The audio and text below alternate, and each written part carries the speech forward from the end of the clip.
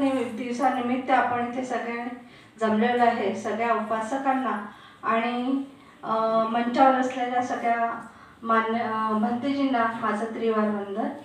सगळ्या उपासकांना जय भीम आणि नमोबुद्ध आहे.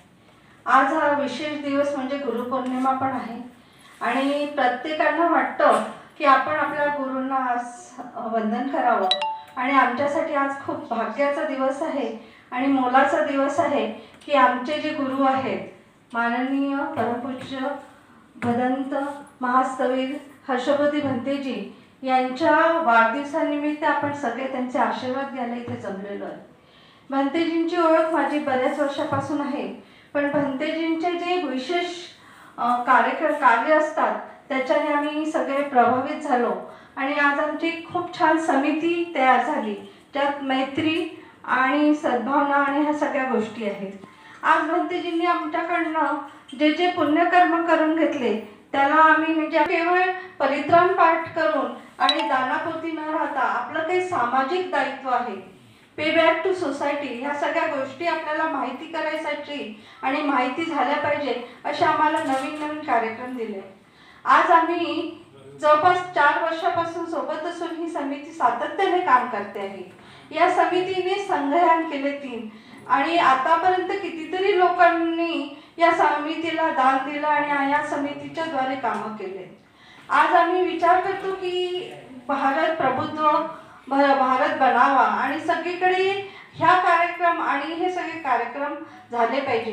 पण जर आपण विचार केला की भंतेजी जे आपले धम्म चालवतात त्यांच्याबद्दल आपल्याला विचार करणं खूप गरजेचं आहे.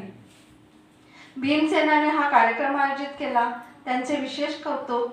भीमसेनाने ही जी नवीन प्रबुद्ध भारत जे सुरू केलं त्याच्याबद्दलही माझ्या शुभकामना आहेत. कारण का हा जो विचार आहे की पंडे लोक आणि बाहेरच्या लोकांना जर अनुदान मिळत असेल सरकारकडनं तर आमचे भंतेजी आहे जे धम्म समोर घेतात त्यांना का मिळू नये आणि हा जो कार्यक्रम सुरू केला हे खूप म्हणजे खूप महत्त्वाची गोष्ट आहे आणि असेच कार्यक्रम सुरू राहायला पाहिजे. पण महत्त्वाचा आणखी एक गोष्ट मुद्दा इथे मी मांडू इच्छिते की भंतेजींनी आम्हाला एक खूप छान मार्ग दाखवला आहे आणि बाबासाहेबांचा जो संविधानाचा पुतळा आहे तो 365 दिवस तिथे आम्ही हार अर्पण करतो.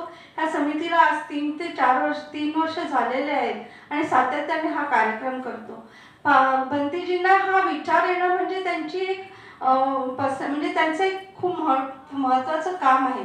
आज जर आपण भंतेजींच्या विचारांना फॉलो केलं, भंतेजींच्या विचारावर आपण चाललो, मला वाटतं नक्कीच हा भारत प्रभुत्व भारत होईल आणि बाबासाहेबांचं जे स्वप्न होतं की मी या देशाला संपूर्ण बौद्धमय करेल हे स्वप्न नक्की पूर्ण होईल असे मला वाटते. आणि याच आशेसोबत मी माझे 2 शब्द थांबवते. धन्यवाद. खूप खूप धन्यवाद. आपल्याकडे